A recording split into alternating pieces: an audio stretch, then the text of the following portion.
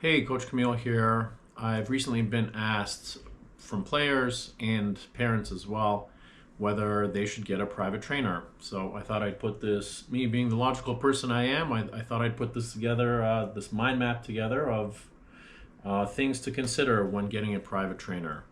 So the objective of a private trainer in the middle is essentially to get better, to make you a better player.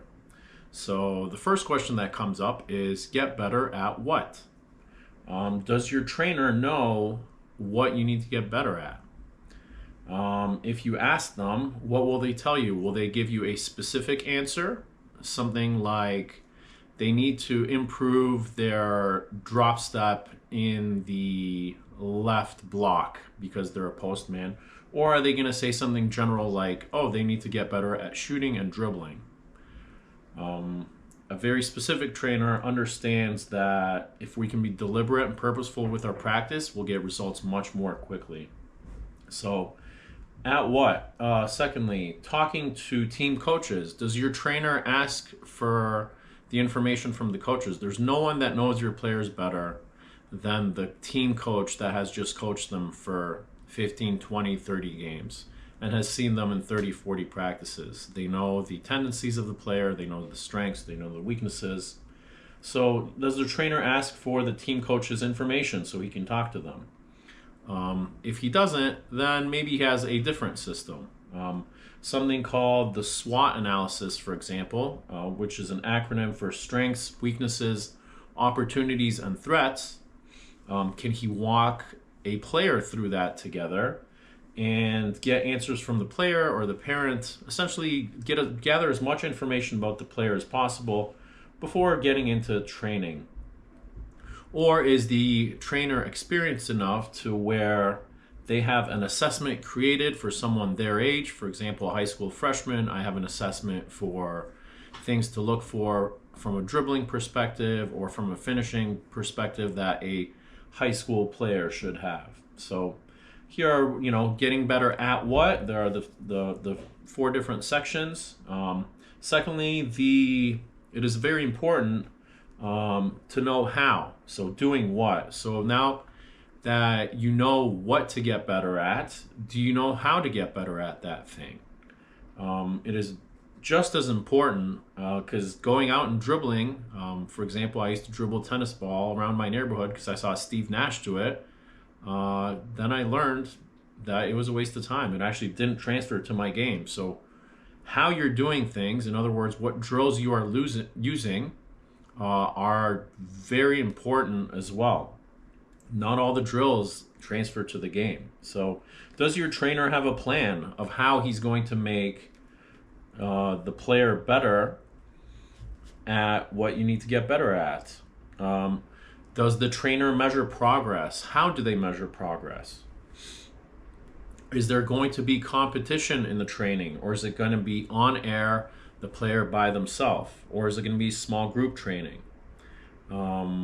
Is it going to be so in terms of competition, it could be even if it's on air, the player by themselves, you can still make it competitive versus you can put a time set on something, or you can do something like recording yourself and what's that say?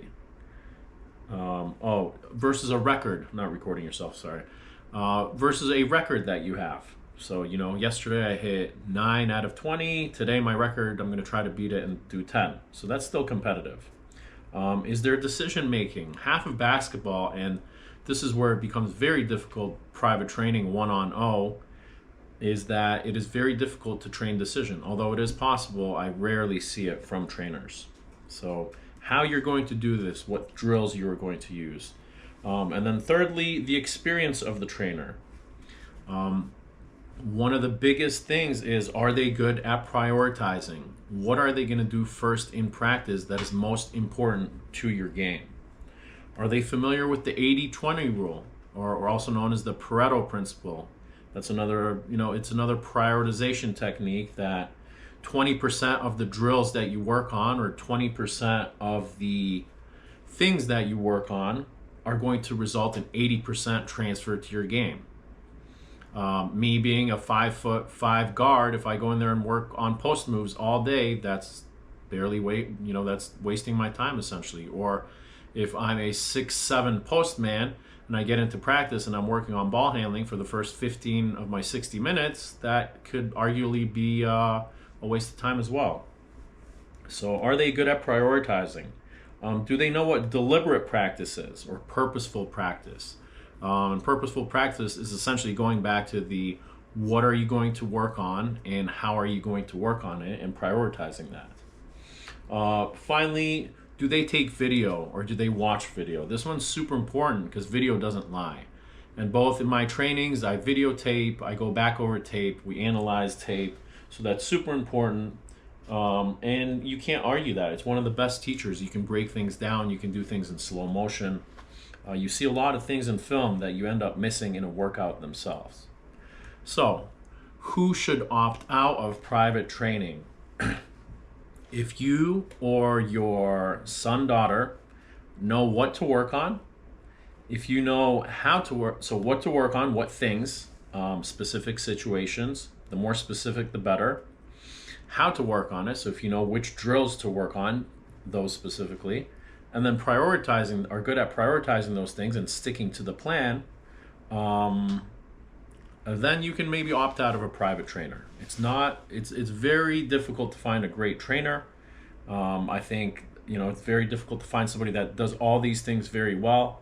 The last thing that a trainer provides is you don't know what you don't know. So all of us have a very certain knowledge set when it comes to basketball, when it comes to decision making, all these things, the mental side.